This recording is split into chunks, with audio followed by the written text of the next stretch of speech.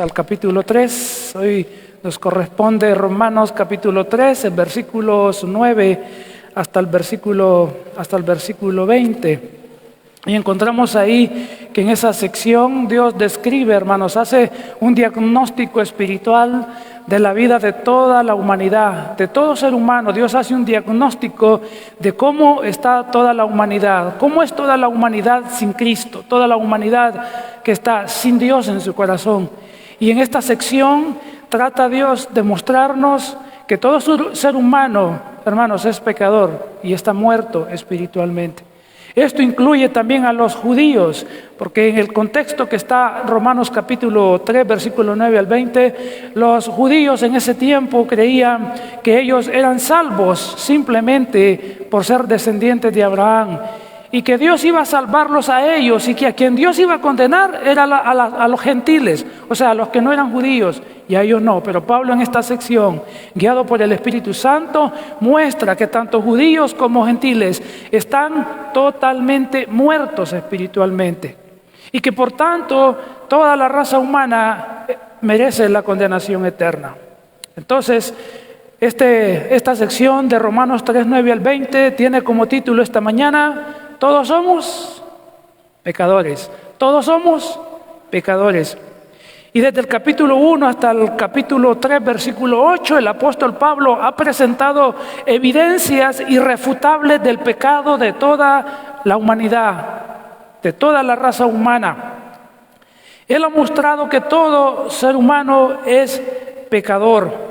Y ahora en el capítulo 3, versículo 9 hasta el versículo 20, Pablo va a presentar más evidencias todavía, y evidencias que son más contundentes.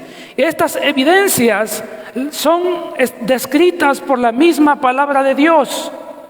Y estas descripciones que Pablo va a dar vienen todas del Antiguo Testamento. O sea, es Dios mismo mostrando a través de sus palabras la condición pecaminosa de todos. Sin excepción alguna, todos somos pecadores, todos somos pecadores, por lo tanto todos somos culpables de haber ofendido a Dios, por lo tanto todos merecemos la condenación eterna.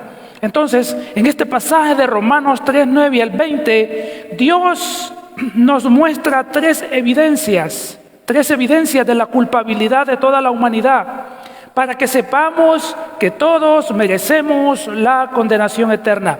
Y a manera vaya leyendo los versículos, vamos a ir explicando cuáles son esas tres evidencias. Entonces, observemos la primera evidencia de la culpabilidad de toda la humanidad, de todo ser humano, es que todos somos culpables de pecado. ¿Qué somos todos? Todos somos culpables de pecado. Y eso lo describe el versículo 9. Vamos a ir ahí al versículo 9. ¿Qué dice el versículo 9? Nos presenta ahí que todos somos culpables de pecado. Y aquí en el versículo 9, Dios nos acusa a todos. ¿Quién nos acusa, hermanos? Dios mismo. Dios nos acusa a todos de pecado. Y el versículo 9 nos dice: ¿qué pues? ¿Somos nosotros mejores que ellos? Y el versículo dice: en ninguna manera, pues ya hemos acusado a judíos y a gentiles. Acá en esta primera parte que hemos leído desde el versículo 9, hermanos, nos muestra que Dios nos acusa a todos de pecado. Y cuando dice el versículo, ¿qué pues? Significa, ¿cuál es la conclusión? Porque Pablo ha hablado en el versículo 1 hasta el 8 del capítulo 3, ha mostrado las objeciones en contra del mensaje de salvación. Y ha presentado a un judío que está contendiendo con Pablo en los versículos 3:1 al 8 del capítulo 3. Y Pablo ha representado a ese judío, él mismo hace las preguntas representando la manera de pensar del judío en ese momento. Y Pablo mismo ha contestado en esos versículos. Y entonces en el versículo 9, este mismo judío hace la pregunta. Es un judío que Pablo presenta que le está haciendo objeciones a él. Y él dice, ¿qué pues? O sea, en versículo 9, ¿cuál es la conclusión? Y luego dice, versículo 9, ¿somos mejores que ellos? La idea es, ¿somos los judíos mejores que los que no son judíos? ¿Somos mejores los judíos que los gentiles? Aquí entonces se hacen, en los versículos que estamos viendo y que vamos a ver, estos judíos se hacen la pregunta si son mejores que cualquier otra persona que no es un judío. ¿Y por qué hacen esa pregunta? Porque en el versículo 1 y 2 del capítulo 3, ellos saben que tienen ventaja sobre las demás personas. Ellos saben que Dios les ha dado a ellos, hermanos, la palabra para que la guarden, para que la cuiden, o sea, la ley escrita. Ellos tienen la ventaja de poseerla. Y en el versículo 3 de Romanos 3:3, ellos saben que Dios va a cumplirle a ellos, a los judíos, todas las promesas que les ha hecho. Dios va a cumplirle las promesas. Entonces, por eso es la pregunta. Entonces, ¿somos mejores que los gentiles? ¿Somos mejores que aquellos que no son judíos? Y la respuesta a esa pregunta del versículo 1 es contundente. ¿Qué dice Pablo? Ellos dicen, ¿somos mejores que las demás personas del mundo? ¿Cuál es la respuesta? Versículo 9, Pablo dice, guiado por el Espíritu Santo, él contesta y dice, ¿cuál es la respuesta? De ninguna manera.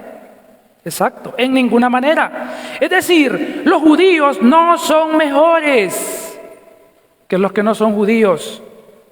Pablo explica la razón por qué no son mejores delante de Dios. Y dice el versículo 9, o se puede leer, porque ya hemos acusado a judíos y a gentiles. Y aquí entonces muestra el apóstol Pablo que los judíos y los gentiles, o sea, usted y yo somos gentiles. A eso se refiere gentiles, personas que no somos judíos. Entonces, judíos y gentiles estamos acusados legalmente ante un tribunal judicial. Y en este caso, el tribunal donde somos acusados, que somos pecadores todos, es el tribunal de Dios mismo. Dios nos acusa de pecadores. Dios es el acusador, pero Dios también es el juez que va a condenar. O sea que no hay escapatoria. Judíos y gentiles estamos acusados delante de Dios que somos culpables, somos pecadores. Y ahora en la parte final del versículo 9, Dios nos culpa a todos de pecado, porque el versículo nos dice, Dios nos acusa a todos, que todos, dice el versículo 9, la parte final, que todos están ¿cómo? Bajo pecado. Que todos aquí están bajo pecado quiere decir que tanto los judíos y los no judíos, usted y yo y todas las personas que no somos judíos, estamos bajo pecado. Eso significa que estamos bajo el dominio, estamos bajo el control que ejerce el pecado. Pero no solamente bajo el dominio del pecado, no solamente bajo el control del pecado, estamos bajo las consecuencias del pecado. Por eso Jesús dijo que todos somos esclavos del pecado.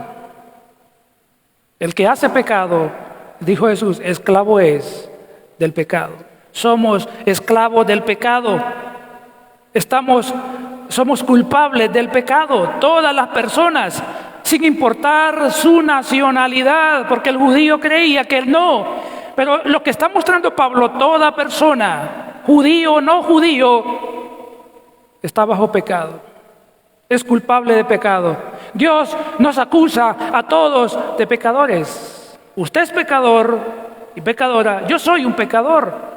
Y lo que va a hacer la diferencia, hermanos, es que ahora muchos de nosotros somos pecadores arrepentidos. En cambio, hay otros que son pecadores que no se han arrepentido de sus pecados. Por lo tanto, están todavía bajo el dominio, bajo el poder, bajo el control del pecado. Por lo tanto, Dios tiene que condenarles si no se arrepienten. Eso va a ser la diferencia. Pecadores arrepentidos y pecadores no arrepentidos de sus pecados y que no han confiado en Cristo. Pero la segunda evidencia, hermanos, de la culpabilidad de toda la humanidad que estamos considerando, está en los versículos 10 al 18. Y es que esta segunda evidencia de la culpabilidad de toda la humanidad, para que sepamos que todos merecemos condenación eterna, es que todos hemos practicado el pecado. Todos hemos practicado el pecado, todos, aquí y allá afuera y en todas partes del mundo. Y las personas que ya murieron y que están sepultadas, todos hemos practicado el pecado. Por eso el título esta mañana es Todos somos pecadores, y es lo que muestra este pasaje. Y en estos versículos, hermanos y hermanas, del versículo 10 al 18 que vamos a ver, hay 14 cargos aquí. 14 cargos que prueban que toda la humanidad, compuesta de judíos y gentiles, están en pecado y están bajo el juicio de Dios. Dios es el juez, acuérdese. Dios es el acusador, y Dios mismo presenta los cargos en contra suya y en contra mía y en contra de toda la humanidad. 14 cargos hay aquí. Estos cargos que vamos a ver se fundamentan en pasajes del Antiguo Testamento que evidencian que los judíos no son mejores que los gentiles, ni moral ni espiritualmente. Todos somos pecadores. Estos 14 cargos en contra de la humanidad y del mundo, los vamos a ver que se engloban en 4 descripciones. 14 cargos que se engloban en 4 descripciones generales. Observe. Y las vamos a ver las 14.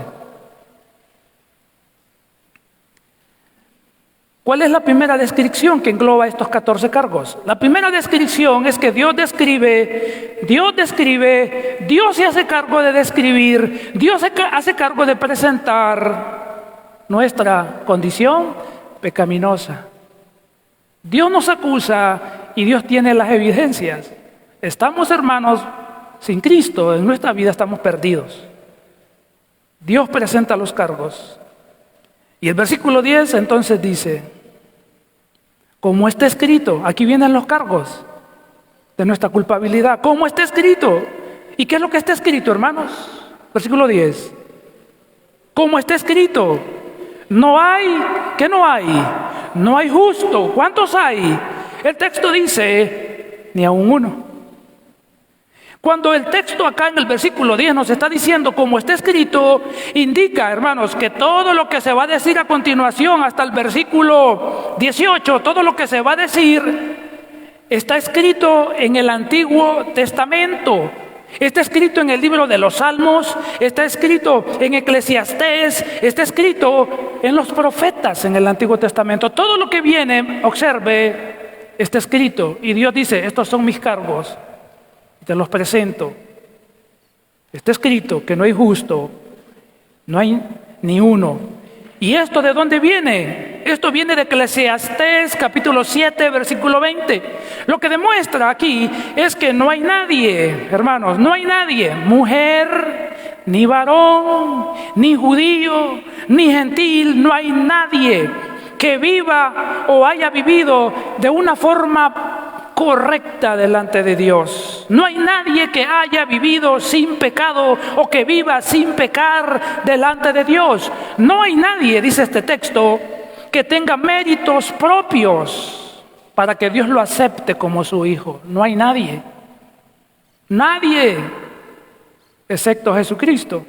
Pero de ahí absolutamente nadie. Esta entonces, hermanos, es la condición de todos los que están fuera de Jesús, de los que están sin Cristo en su vida.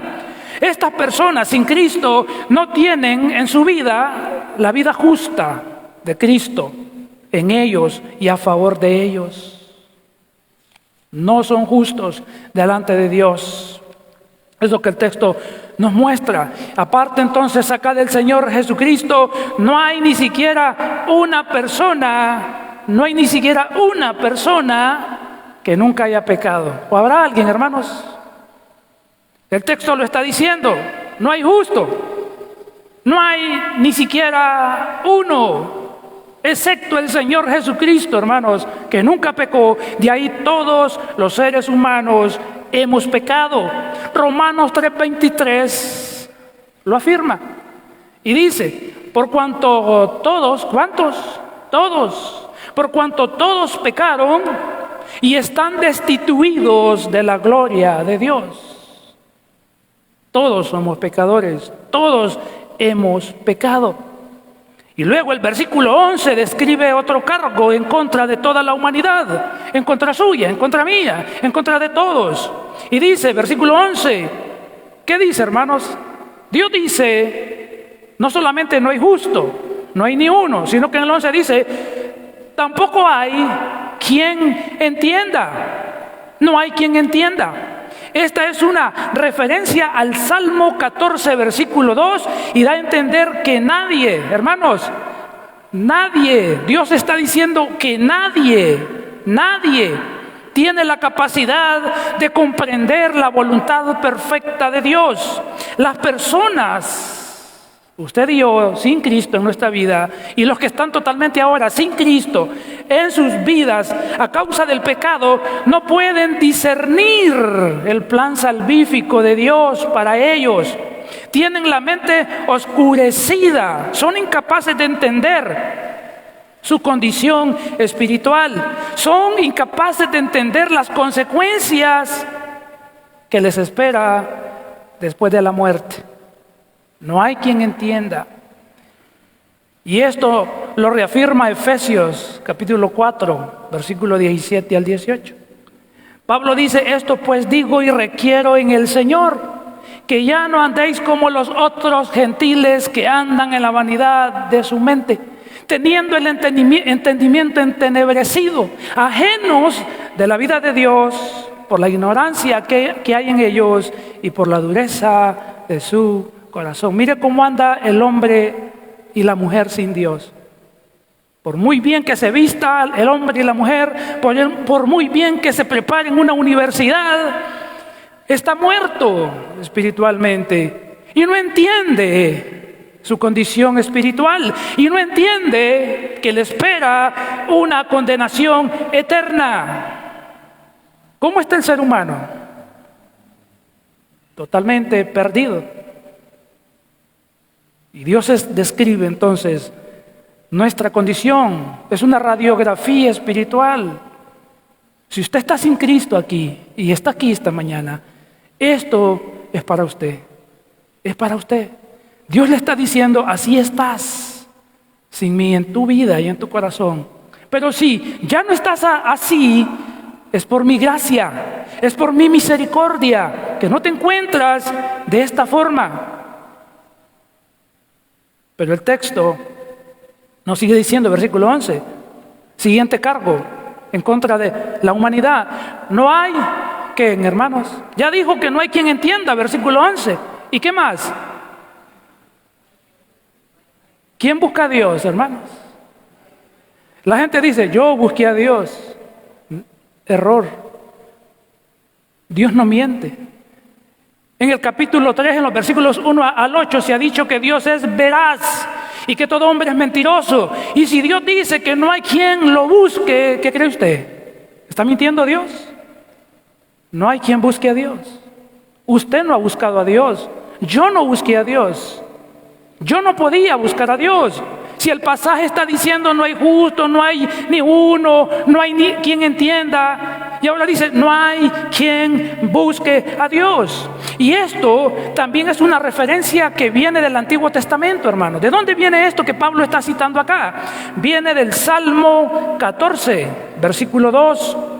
El ser humano entonces no solo es incapaz de entender las cosas espirituales para su bien, sino que a causa del pecado que gobierna su vida, no es capaz por sí mismo de ¿qué?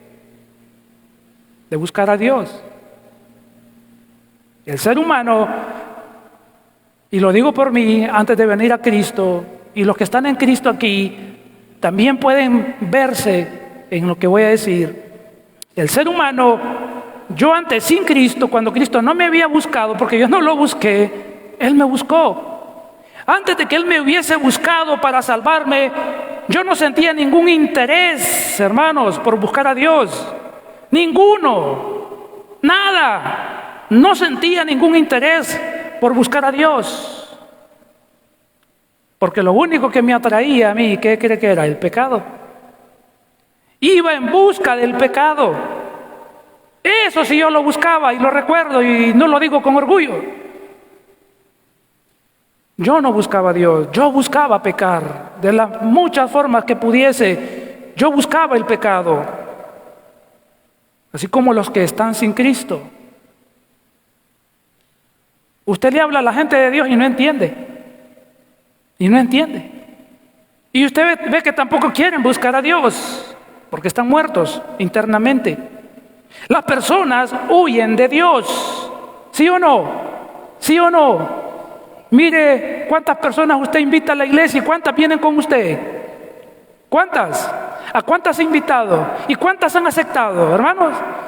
¿Buscan a Dios? Dios no miente. Nadie busca a Dios. Nadie busca a Dios. Las personas pasan huyendo de Dios. Su familia huye de Dios, mi familia huye de Dios, mis amigos huyen de Dios, pero no huyen del pecado. Buscan el pecado, se deleitan en el pecado, disfrutan el pecado, pero no quieren buscar a Dios, no pueden. Las personas huyen de Dios al igual que lo hizo Adán en el huerto del Edén. ¿Recuerda a Adán en el huerto del Edén cuando pecó? ¿Qué hizo Adán? Se escondía de Dios, huía de Dios. ¿Y quién vino a buscarlo? ¿Quién buscó a Adán? ¿Adán buscó a Dios o Dios fue a buscar a Adán? Y esa es la historia que se repite. El ser humano se esconde de Dios, huye constantemente de Dios. Dios lo está llamando. Adán, hablaba a Dios. ¿Y Adán dónde estaba? Escondido. Porque no hay quien busque a Dios. Todos seguimos los pasos de nuestro padre Adán. El pecado nos aleja de Dios. El pecado nos separa de Dios.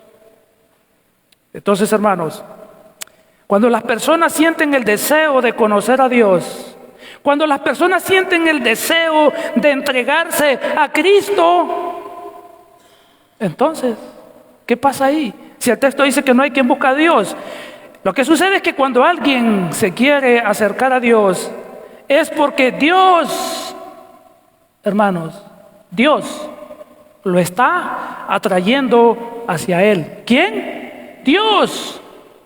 Dios me atrajo a mí, a Él. Yo no busqué a Dios, hermanos. Yo no busqué a Dios. Usted no buscó a Dios. Y cuando usted deseó buscar a Dios, es porque Dios mismo lo atrajo, la atrajo hacia Él. Porque si no, usted nunca hubiese buscado a Dios. ¿Qué es lo que buscaba usted? ¿Sí o no? ¿Pecado? Los que están en Cristo ya. ¿Qué buscaban antes? Pecado. Pero un día Dios puso el deseo en usted para que usted lo buscara. Pero fue Dios buscándole, provocando hambre y sed de Él en su vida y en su corazón. Juan 6:44 lo dice, donde dice que es Dios quien nos atrae y que entonces empezamos a sentir deseo, porque es Él atraéndonos, Él. Juan 6:44. ¿Qué dijo Jesús? Ahí, ¿qué dijo? ¿Qué dijo el Señor? Está ahí, ¿verdad? El pasaje. ¿Qué dice? Ninguno, 6:44 de Juan, el Evangelio. Ninguno, ¿qué? ¿Me ayudan? Ninguno puede venir a mí si el Padre que me envió no le trajere, y yo le resucitaré en el día postrero. ¿Quién puede venir a Jesús? Nadie. Y cuando alguien viene es porque Dios, hermano, lo empieza a atraer, a seducir para que busque el perdón de sus pecados. Y el versículo 65, Jesús repite lo mismo: por eso os he dicho, ninguno puede venir a mí si no le fuere dado del Padre. ¿Cree usted que Dios no es digno de adoración, hermanos?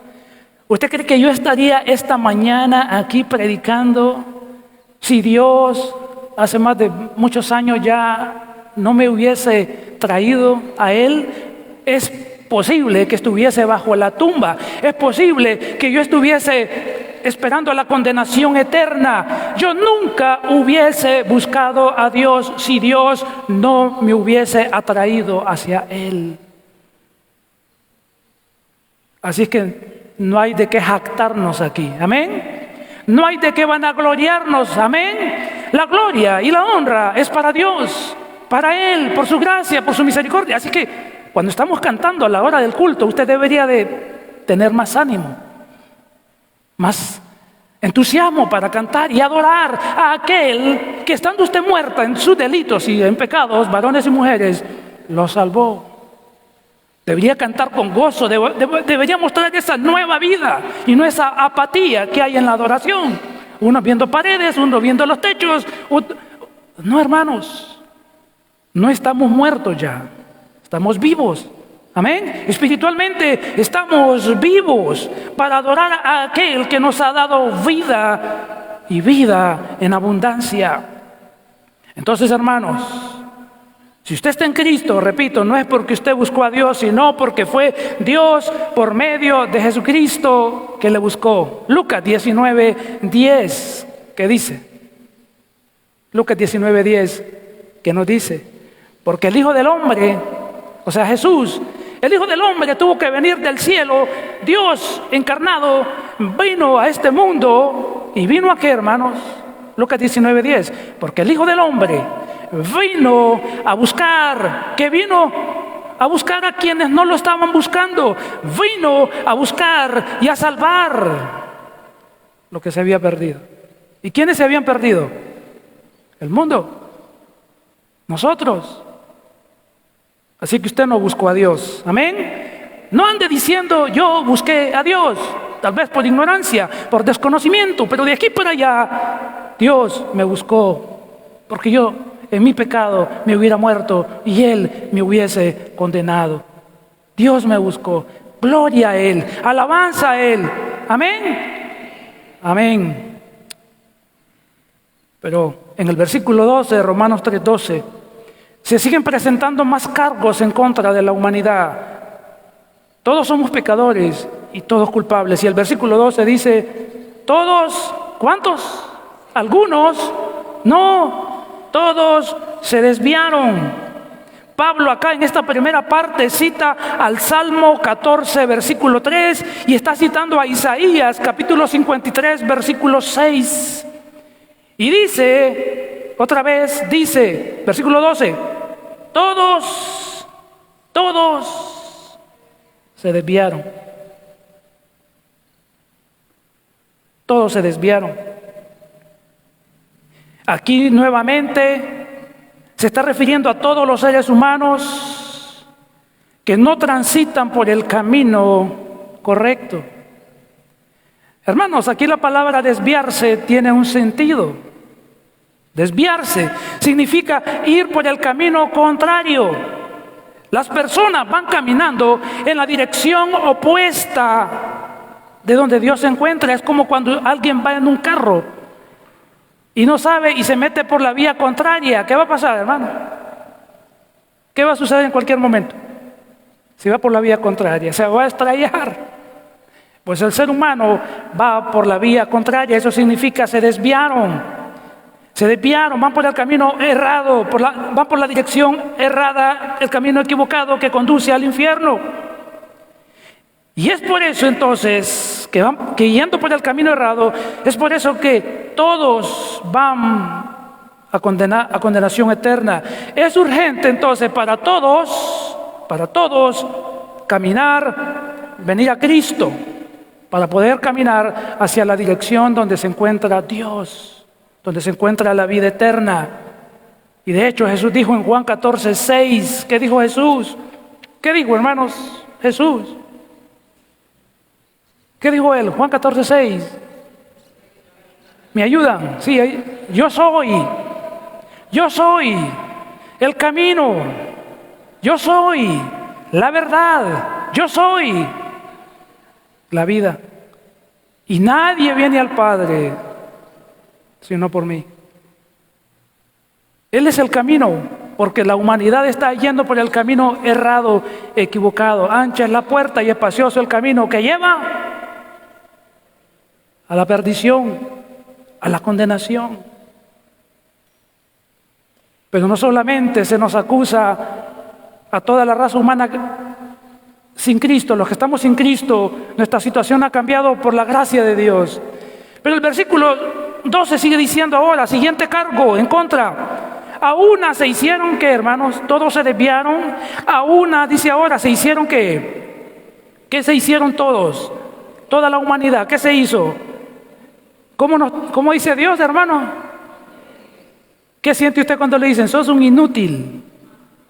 ¿Qué siente usted? ¿Qué siente usted? Gracias, dice usted, se lo agradezco. No, eso es algo fuerte, amén. Y Dios dice, todos se hicieron unos inútiles. Esta expresión, hermanos, es la idea de que todos los seres humanos, al mismo tiempo están corrompidos. La palabra inútil tiene un sentido aquí. ¿Cuál es el significado?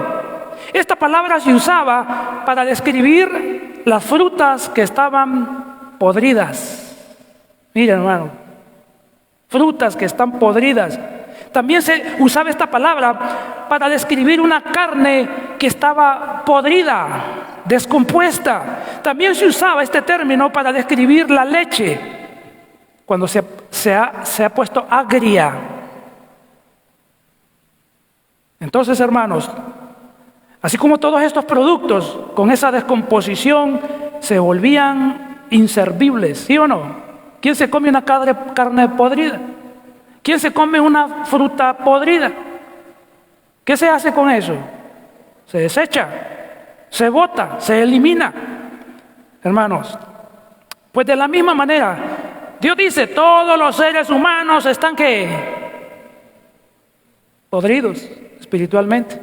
Todos, sin excepción, excepto la persona de nuestro amado Señor Jesucristo. Y de ahí todos están depravados por el pecado en sus vidas y no son útiles ni aceptables delante de Dios. Y en los versículos 13 al 14, más adelante, se nos va a decir algo más. Más adelante se va a describir un poco más acerca de la suciedad interior del ser humano. Por mucho que las personas echen lociones carísimas, hermanos, de esas carísimas, ¿verdad? Y huelen al olfato de los demás, dicen, wow, qué delicioso, ¿verdad? Qué perfume, ha de ser carísimo. Pero delante de Dios, hermano, apesta. Es como una fruta podrida, andante. Es un muerto espiritual que apesta delante de Dios. Pero el versículo 2, hermano, sigue describiendo a toda la raza humana y dice, no hay quien haga lo bueno. No hay, otra vez, ni siquiera uno. Y aunque las personas, hermanos, hacen cosas buenas, ¿sí o no? ¿Sí o no? Vamos a ver. ¿Hacen las personas cosas buenas? ¿Sí? Ok. A veces las personas hacen cosas buenas según la opinión suya y mía y de los demás. ¿Amén? ¿Sí o no? Y hasta les aplaudimos. Wow, dice, aplauso, bien hecho. Y hay lugares hasta que le dan reconocimiento público, ¿sí o no? ¿Sí o no, hermanos? Que placas, que reconocimientos a la opinión humana. Pero la Biblia dice que no hay ni un tan solo ser humano, aparte de nuestro amado Señor Jesucristo, que haga lo bueno. Hermano, ¿quién determina que algo es bueno? ¿Usted, yo o Dios? Dios. Y si Dios dice que todo lo que el ser humano hace, que no hay nadie que haga lo bueno, ¿es así o no es así? Así es. No hay quien haga lo bueno según el estándar de Dios, según la bondad de Dios, según la esencia de bondad de Dios. No hay nadie que haga absolutamente cosas buenas. Así es que ningún acto de bondad que hagan las personas que están sin Cristo es bueno según la evaluación de Dios. ¿Por qué? ¿Por qué no es bueno? Porque el ser humano está contaminado ¿con qué? ¿Con qué está contaminado el ser humano? Con el pecado. Por tanto, todo lo contamina. Alguien hace algo bueno, pero Dios que está evaluando, hermanos, de lo que está haciendo. ¿Por qué lo haces? ¿Para que te vean? ¿Para que te aplaudan? ¿Para qué lo haces? ¿Para tu gloria? ¿Para tu honra? ¿Para tu ego? ¿Para qué? Por tanto, aunque usted no lo mire, eso Dios, aunque usted le diga bueno, Dios dice, lo que estás haciendo es detestable delante de mis ojos. Isaías va a decir algo de esto. Isaías 64, versículo 6. ¿Qué dice? Isaías 64, 6. Si bien todos nosotros, ¿quiénes? ¿Cuántos? Todos nosotros somos como, hermanos, ¿cómo nos describe Dios?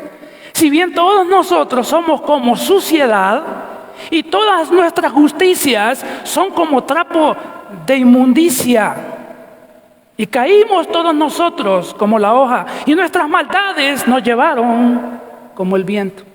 ¿Cómo somos delante de Dios todos? Isaías 64, 6. ¿Cómo? Y nuestras obras de justicia son nuestras obras de bondad. ¿Qué son para Dios? Como trapos de inmundicia. ¿Y qué es un trapo de inmundicia? Es como la ropa de los muertos en los ataúdes, descompuestos por años, asqueroso, inmundo delante de Dios. Eso es un trapo inmundo. ¿Quién se pondría la ropa de un muerto? Un muerto de hace muchos años, que la saca de la tumba y se la va a poner. Es algo inmundo. Pues Dios así ve nuestras obras de justicia. Amén. Así que hay cosas que parecen buenas, pero son malas, según el estándar de bondad de nuestro amado Dios y Salvador. Ahora, segunda descripción general, hermano, que se nos da aquí en los versículos 13 al 14. Es que Dios describe nuestra conversación pecaminosa. Ahora Dios nos va a dar un diagnóstico de qué, de lo que hablamos, de lo que conversamos, de lo que sale de nuestra boca. Y se nos dice entonces lo siguiente, versículos 13 al 14, Dios describe nuestras conversaciones pecaminosas. Versículo 13 dice, ¿cómo es nuestra boca? ¿Cómo es, hermanos? Versículo 13. ¿Verdad que no es nada agradable lo que Dios ha estado diciéndonos de lo que somos sin tener a Cristo, del mundo sin Cristo? Dice, sepulcro abierto es que su garganta. Hermanos, aquí sepulcro abierto es una referencia que viene del Salmo capítulo 5 y versículo 9. Hermanos, aquí todos sabemos que los sepulcros, ¿cómo deben estar, hermanos? ¿Sellados o no? ¿O no, hermanos? Sellados. ¿Para qué? ¿Qué pasa con un sepulcro abierto? Depositan un cadáver, pasan los días y está abierto. ¿Qué sucede? Correcto. A la vista desagradable lo que está sucediendo con el cuerpo en descomposición. ¿Y qué tal los olores? Terribles, ¿verdad, hermanos? Pues así somos cuando morimos, ¿verdad? Nuestros cuerpos se descomponen. Entonces, hermanos, la tumba debe estar cerrada para que no salgan los malos olores. Aquí la comparación es que las personas cuando hablan evidencian toda la descomposición moral que hay en sus corazones. Es como cuando usted dice, esa persona tiene una boca de letrina. ¿Sí o no? ¿Ha escuchado esa expresión? No sé si la ha escuchado. Es una comparación y usted está queriendo decir algo. O cuando usted dice esa persona de 10 palabras que dice una media buena y de ahí las 9 y medio restantes, yo no quiero escuchar a esa persona. Pues Dios dice, sepulcro abierto es su garganta. Ante Dios, hermanos, sus conversaciones, cuando usted está sin Dios y no tiene a Cristo en su vida, sus conversaciones son sucias. ¿Cómo son? Sucias, son asquerosas, son malolientes, como el hedor de una tumba abierta.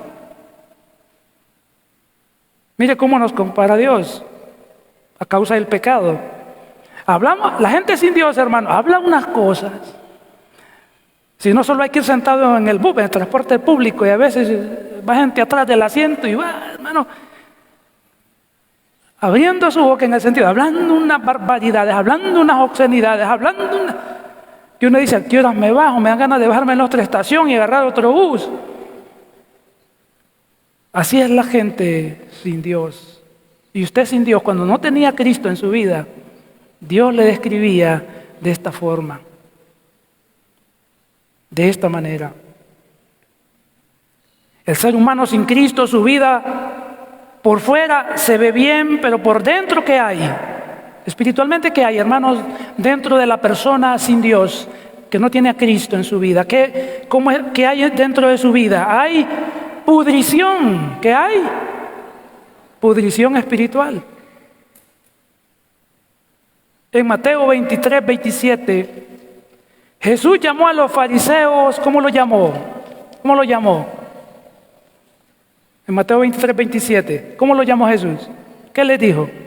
Qué elegantes se ven, así les dijo Jesús. Qué bonitos son. ¿Qué les dijo Jesús? ¿Y qué más? ¿Ah? ¿Perdón? Sepulcros blanqueados, que por fuera, lociones caras, ropa cara, zapatos caros, anteojos caros, celular el último, carro el último modelo, o moto, o lo que anda dentro. Pero por dentro, dice el Señor, apestas y yedes espiritualmente.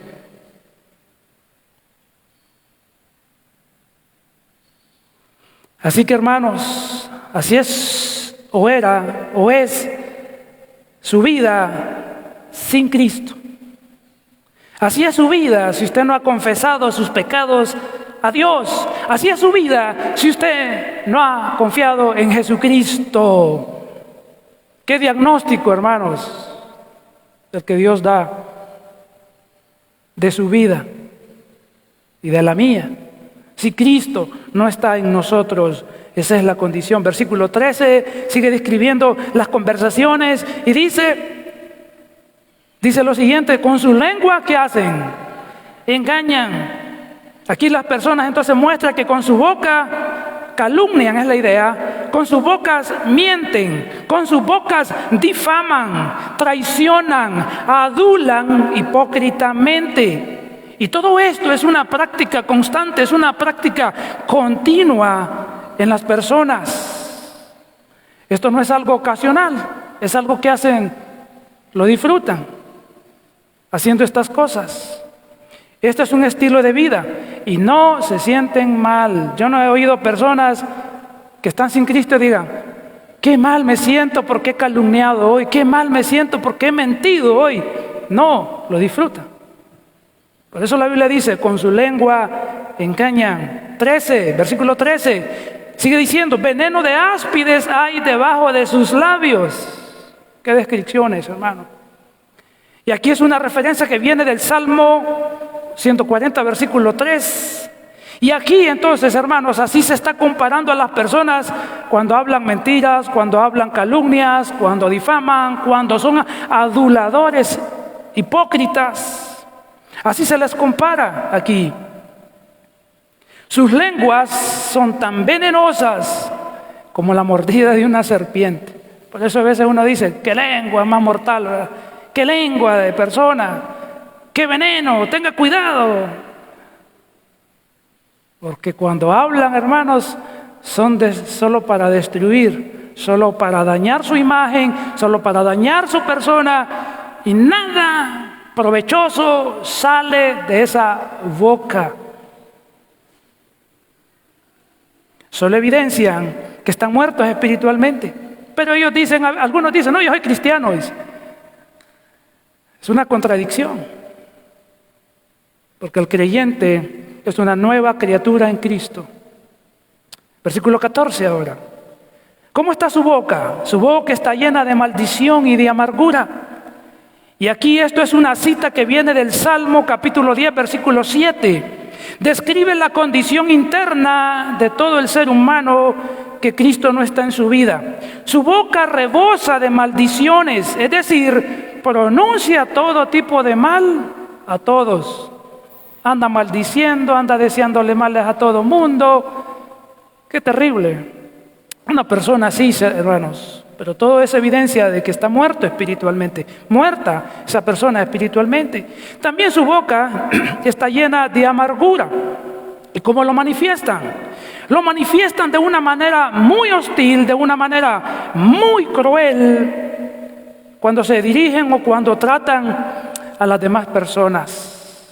Son despiadadas en su manera de hablar y todo lo que arrojan por la boca es amargura y maltrato hacia las demás personas. Muestran que están muertos o muertas espiritualmente estas personas. Muestran que sus corazones están llenos de toda maldad. En Mateo 12:34 el Señor Jesús dijo que de la abundancia del corazón habla la boca. Es como los que solo hablan de fútbol, los que aburren, o de política, o de esto, o del otro. Del corazón, de la abundancia del corazón habla la boca. Si usted habla de Cristo, hermano, y solo de Cristo, usted está llena de Cristo, está llena de la palabra de Dios. Pero si solo críticas, murmuraciones, usted está mostrando lo mal que está su corazón, lo sucio que está su corazón, sepulcro abierto de su garganta, veneno de áspides hay debajo de sus labios. Así que tenga cuidado de esas personas, hermano, porque lo pueden morder, o sea, lo pueden contaminar y lo pueden y a veces quieren que usted platique cosas que usted no quiere platicar, y a veces le quieren sacar conversaciones, y a veces quieren que usted critique, quieren que usted murmure. Acuérdese de estos pasajes. Uy, de cuidado, veneno de serpiente hay debajo de sus labios. Adiós. Amén. Cuando usted ve una serpiente, huye de ella, o se acerca, dice, o la va siguiendo. Te huye porque la va a morder.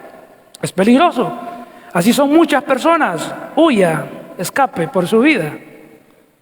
Que no contamine su alma, que no contamine su ser. Entonces, hermanos, para conocer la condición de una persona solo tiene que oírle hablar de lo que hablan y de quién hablan y qué son las cosas que hablan, y eso le va a decir la condición de su corazón.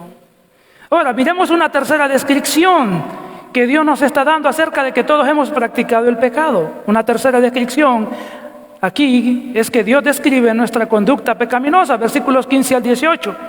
Dice, sus pies se apresuran a derramar sangre. Ojalá estamos hablando de alguien sin Dios, pero alguien que está con Cristo, que tiene a Cristo en su vida, debe correr, hermanos, a predicar el Evangelio. Amén. A hablar de Cristo a los demás, a visitar a los hermanos que están desanimados. Corren sus pies, pero para animar, para ser de bendición, para predicar de Cristo, para visitar a los enfermos. Pero el que está sin Dios, su vida se apresura a derramar sangre. Y aquí esto viene de Isaías capítulo 59, versículo 7. Y nos da a entender que muchas personas están listas, muchas personas están ansiosas de correr, de ir. ¿Para qué, hermanos? A quitarle la vida a otros. Sus palabras y sus sentimientos se completan con una conducta que es totalmente destructiva y es homicida. Son capaces estas personas de causar cualquier daño, de golpear a alguien, de maltratar a alguien, de arrebatarle la vida a alguien. Están muertos espiritualmente. Un creyente no va a hacer eso. Estas personas son capaces de dañar a personas, no importando si estos son niños a los que van a maltratar, no importa si es un anciano, no importa si es una persona discapacitada, no importa. Hermanos, cuando usted mire una persona así, solo recuérdese, está muerta esta persona espiritualmente. Su conducta lo delata. Llegan hasta el extremo de quitar la vida. Y para poner un ejemplo de tantos que podrían haber, solo tiene que ver usted los millones de abortos que hay cada año. ¿Quiénes los practican, hermanos? A veces son los mismos médicos, a veces son lugares clandestinos, a veces las personas mismas se los practican. Abortos, hay millones en el mundo cada año. Y los que practican eso solo muestran que están muertos. Sean mujeres que van y buscan quién se los practique, o se los practican a sí mismas, y los que se los aplican están dentro de esta categoría, corren a derramar sangre inocente. Pero el versículo 16 sigue describiendo y dice: quebranto y desventura hay en sus caminos. Esto viene de Isaías 59:7, y la palabra quebranto acá da a entender, hermanos, algo que se rompe en pedazos.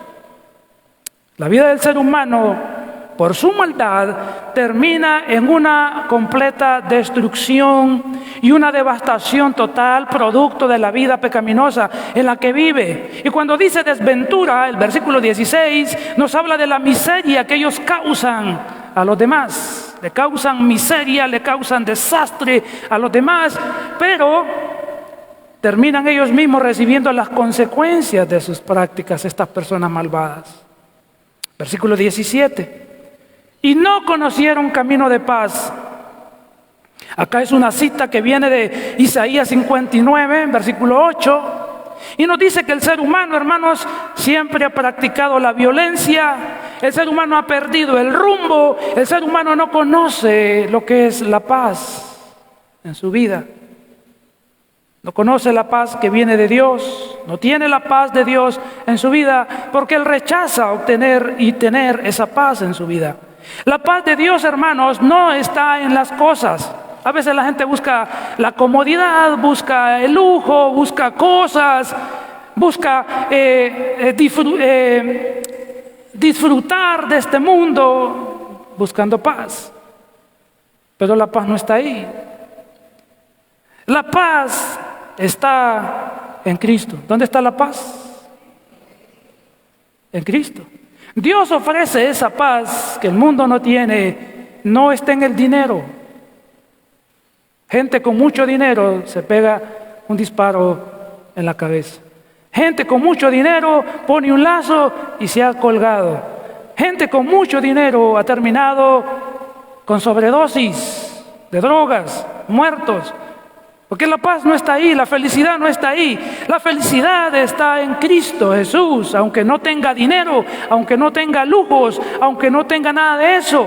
Pablo decía: he aprendido a contentarme cualquiera que sea mi situación. Sé vivir en abundancia, sé vivir en escasez, por todo y en todo he sido enseñado. Todo lo puedo en Cristo.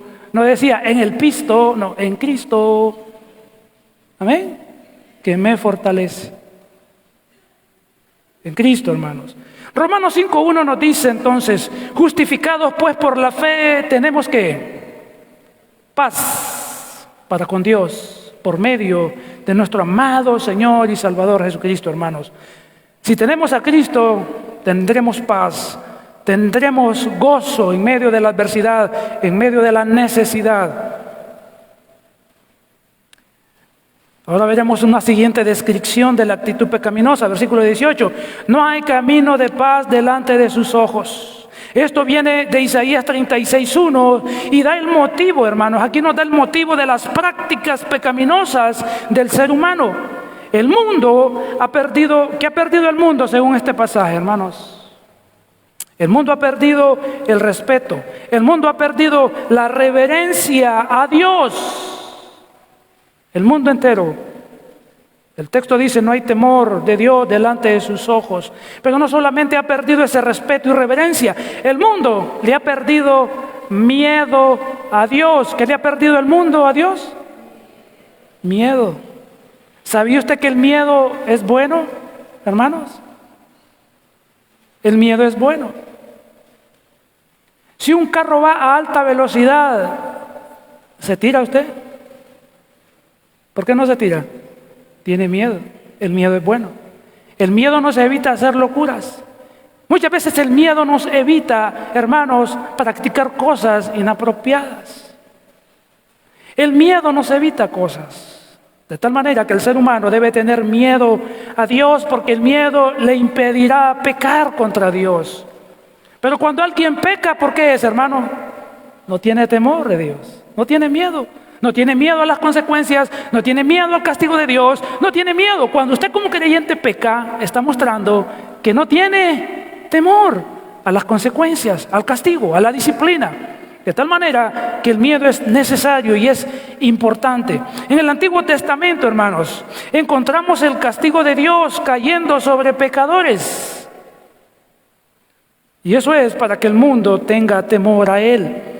Vemos el diluvio, vemos el castigo sobre Sodoma y Gomorra, y en Lucas capítulo 13, versículo 1 al 3, Cristo dijo que si las personas no se arrepienten del pecado, van a perecer por su pecado.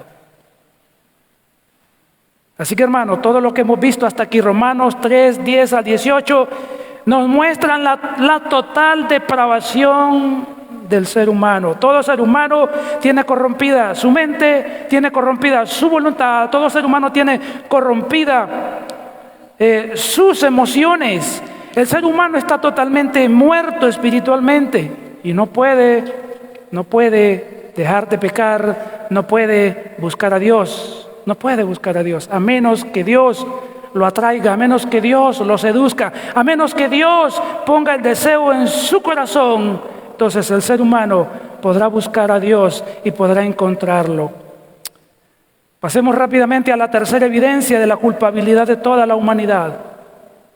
La tercera evidencia es que todos merecemos castigo por el pecado, versículos 19 y 20. Aquí nos va a mostrar que Dios nos pone a todos bajo su juicio, versículo 19. Pero sabemos que todo lo que la ley dice, lo dice a los que están bajo la ley, para que toda boca se cierre y todo el mundo quede bajo el juicio de Dios.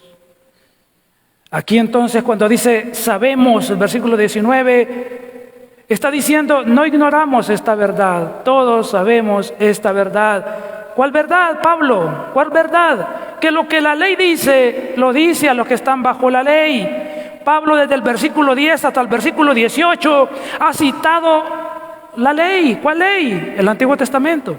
Ha citado lo que dice el Antiguo Testamento para probar que el ser humano, judíos y gentiles, están bajo culpabilidad, bajo juicio de Dios. En Romanos 3, 1 y 2, Pablo explicó que los judíos están bajo la ley que Dios les entregó y les encomendó. Ellos están bajo la ley. En Romanos 2, 11 al 15, Pablo dijo que los gentiles están bajo la ley que Dios ha escrito en sus corazones. Entonces vemos que Dios nos ha dado su ley, su palabra, de alguna manera, a todos. El versículo 19 dice que Dios ha dado su ley con dos propósitos. El primero, ¿para qué Dios ha dado su ley? Para que toda boca se cierre. Es decir, para que nadie pueda alegar ignorancia. Dios, yo no sabía que era pecar. Dios, yo no sabía que era pecado. Dios, a mí nadie me dijo que eso era pecado. Dice Dios, todos sabemos que lo que la ley dice, la que está escrita en el corazón del gentil, la que recibió Israel, redactada, ahí decía lo que es pecado. Todos, entonces, dice Dios, van a tener que cerrar su boca en el día del juicio. Las personas quedarán en total silencio cuando oigan la sentencia. ¿Cuál es la sentencia? A los que no se arrepintieron, lago de fuego. Toda boca estará cerrada y aceptará que Dios está siendo justo porque han pecado. Y el versículo nos muestra el segundo propósito, para que todo el mundo quede bajo el juicio de Dios. Otra vez Pablo deja sin escapatoria a los judíos y a los gentiles. Toda la humanidad, ambos, judíos y gentiles, ambos han pecado. Y luego dice, están bajo el juicio de Dios. Quiere decir que los cargos en su contra y en mi contra, si no nos arrepentimos, son justos, son verdaderos, y todos seremos hallados culpables, todos seremos merecedores del castigo divino. Los judíos y los gentiles saben que es la ley de Dios, pero aún así la desobedecen, y si no se arrepienten y si no confían en Cristo, serán condenados. Entonces Dios nos pone a todos bajo su juicio. Versículo 20. Dios no acepta obras para salvarnos. ¿Qué no acepta Dios? Estamos, hermanos, sin escapatoria. Dios no acepta buenas obras para salvación. Versículo 20 nos dice que Dios no acepta obras para declararnos justos. 20, ya que por las obras de la ley, ninguno, o sea, ¿quién? Ninguno, ningún ser humano será justificado delante de Él, o sea, de Dios, porque por medio de la ley es el conocimiento del pecado. Pablo, entonces, ha dejado claro que ningún ser humano es sin culpa. Ningún ser humano está fuera de la ley de Dios. Ningún ser humano es capaz de guardar la ley de Dios. Ningún ser humano puede buscar a Dios porque es pecador. Y debido a eso, no podrá jamás escapar del juicio de Dios. Por sus buenas obras, el ser humano no podrá ser declarado justo o inocente delante de Dios, porque la ley de Dios fue revelada, la ley de Dios fue dada, la ley de Dios escrita en el corazón de los gentiles y escrita y fue dada a los judíos en texto, en papel. Esa ley no concede salvación, hermanos. Así que, hermanos, Dios nos dio su ley para que todos conozcamos que Él es santo. Dios nos ha dado su ley, su palabra, para que sepamos que Él es santo y justo, pero nosotros somos pecadores. La ley de Dios, hermanos, solo nos muestra que hemos pecado contra un Dios santo y que tenemos que recibir las consecuencias eternas. Eso es lo que muestra el Antiguo Testamento. La práctica de la ley que Dios entregó por medio de Moisés no evita el castigo, no evita la condenación eterna. La ley de Dios en el Antiguo Testamento solo muestra que merecemos ser condenados. Pero la ley de Dios en el Antiguo Testamento nos guía a quien nos va a dar salvación, nos guía a Cristo. La salvación está en Cristo. Hermanos, la ley tiene el fin de mostrarnos que somos pecadores, que estamos condenados, para mostrarnos en quién encontrar el perdón, y es en Cristo, en su persona, en su muerte, en su resurrección, para que podamos ser perdonados. Gálatas 3:23 al 24 dice: pero antes que viniese la fe, estábamos confinados bajo la ley, encerrados para aquella fe que iba a ser revelada. De manera que la ley de Dios ha sido nuestro ayo, nuestro guía para llevarnos a Cristo, a fin de que fuésemos justificados por la fe. Así que los que no han entregado su vida aquí esta mañana a Cristo, los que no han entregado su vida al Señor, nada podrá librarles a ustedes del castigo de Dios. Nada. Solo Cristo les puede librar, solo Cristo, nada más. Así que arrepiéntanse de sus pecados, pídanle perdón a Dios, confíen en Cristo, en lo que Cristo hizo en la cruz del Calvario. Él murió como pago por el pecado y al tercer día Dios lo resucitó para darnos perdón. Así que yo animo a los que no han entregado su vida a Cristo: venga hoy a Cristo, venga hoy al Señor. Arrepiéntase de sus pecados, pídale perdón y Dios le promete salvación. Si no lo hace, usted irá a la condenación eterna cuando parta de esta vida. Vamos a orar esta mañana y vamos a darle gracias a nuestro Dios esta mañana. Vamos a ponernos de pie. Esta mañana hemos visto, mientras se pone de pie, todos somos pecadores. Y hemos visto 3 evidencias de la culpabilidad de toda la humanidad para que sepamos que todos merecemos condenación eterna. Hemos visto que todos somos culpables del pecado. Hemos visto que todos hemos practicado el pecado y hemos visto que todos merecemos castigo por el pecado. Solo en Cristo podemos ser librados del castigo venidero. Vamos a orar. Padre, te damos gracias esta mañana. Señor, todos somos pecadores. Señor, todos hemos ofendido tu santidad. Señor, todos, Señor, merecemos condenación eterna.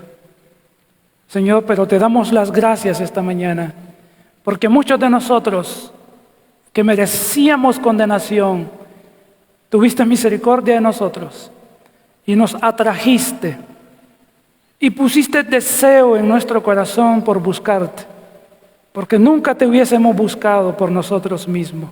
Tú pusiste el deseo en nosotros, tú pusiste hambre y sed de ti en nuestros corazones.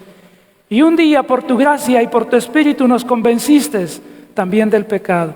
Nos diste la fe para creer y nos diste el arrepentimiento para poder ejercitarlo.